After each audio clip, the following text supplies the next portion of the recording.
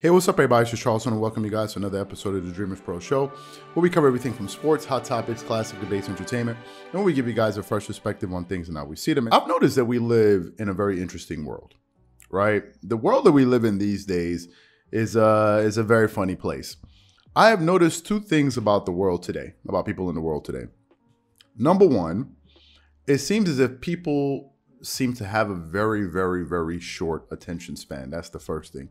And the second thing I've noticed is that people are very quick to heap praise on people who have achieved some levels of success to other people who have achieved that same level of success but for a much longer duration.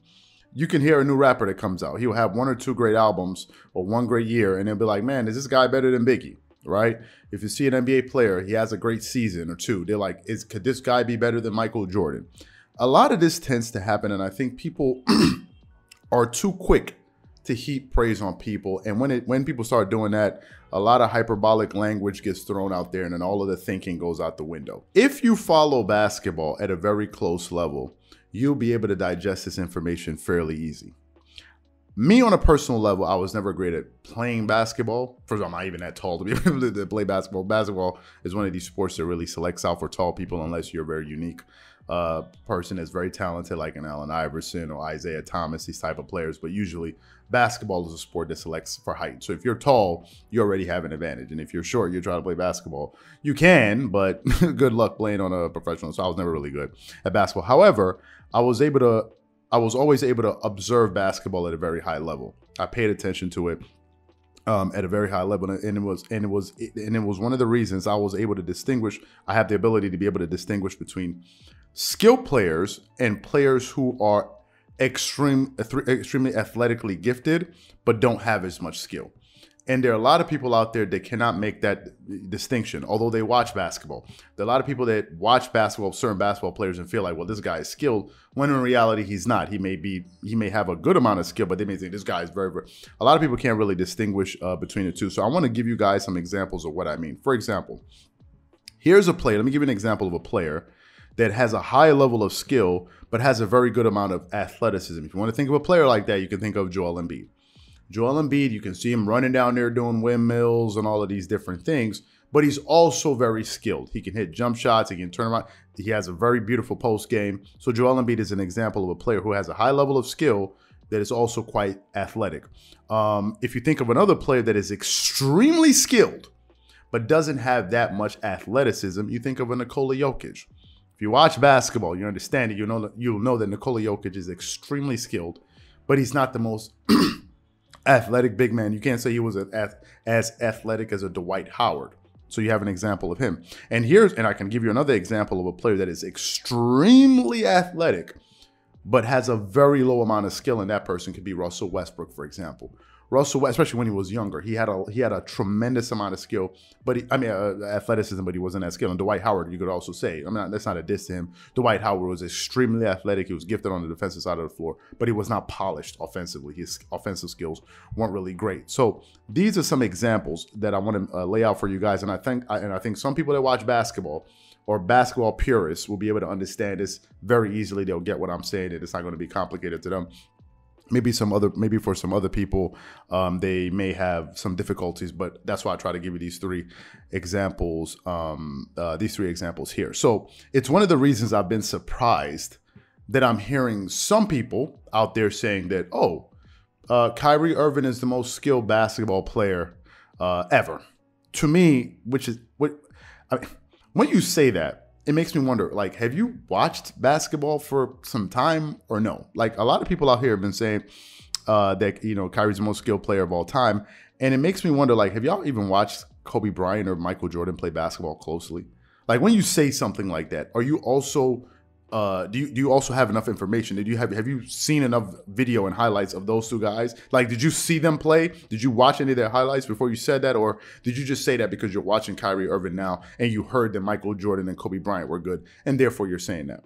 Because to me, I don't see how you can say that Kyrie Irving is the most skilled basketball player ever. Because if you say he's the most skilled, you're basically saying he was a more skilled basketball player than Kobe Bryant and Michael Jordan. And to me, I think that is absolutely absurd for a few reasons. First of all, here are just some fundamental reasons why Kobe and Jordan had an advantage over Kyrie just to begin with before we even get into the basketball aspect of it. Their height.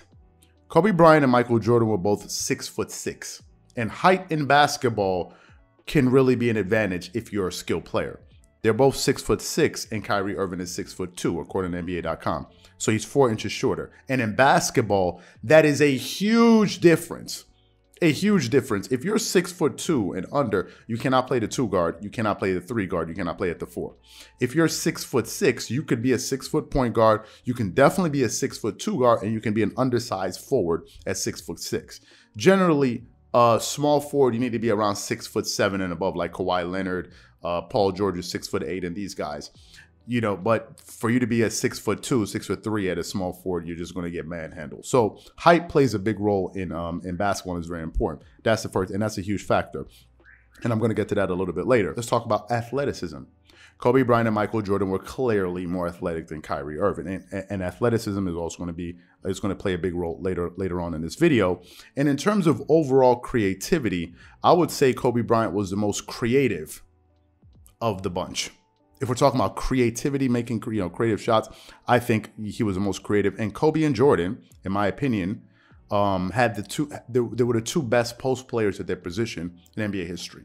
That's not even up for debate. There's no other guards that had a better post game than Michael Jordan and Kobe Bryant, period. If you watch basketball again, this would be very easy for you to understand. If you don't, then you'd be confused. If we're talking about footwork, Kobe and Jordan had impeccable footwork. Just go look at their highlights. You cannot be a great post player without great footwork. Because these guys were so athletic and because of their leaping ability, it meant that they could do more as a basketball player than a Kyrie Irving could. These guys, when they finished at the rim, Jordan and Kobe would finish with contact and they could finish under the rim. Kyrie Irving usually finishes under the rim, but he doesn't finish with contact.